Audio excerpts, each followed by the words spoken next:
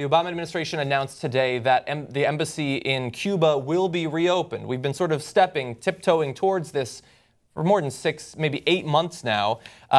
Closer and closer to reopening full diplomatic relationships with Cuba. That embassy will now be opened. I mean, it's inevitable now. Like, we're going to have full diplomatic relations with Cuba, which is pretty cool. I think it's beyond cool. It's going to lead to more education, more influence into Cuba, and hopefully it will lead toward more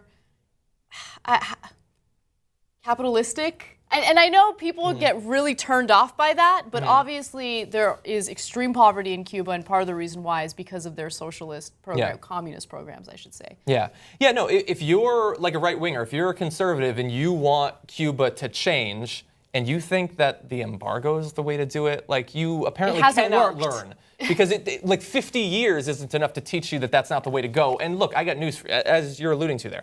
Like, if we open up relationships, if we start to integrate more closely with Cuba economically and obviously socially, because those things in America especially are so closely tied together, that is going to change Cuba, and it's not going to take 50 years. Right. We're going to change them the way we change the rest of the world.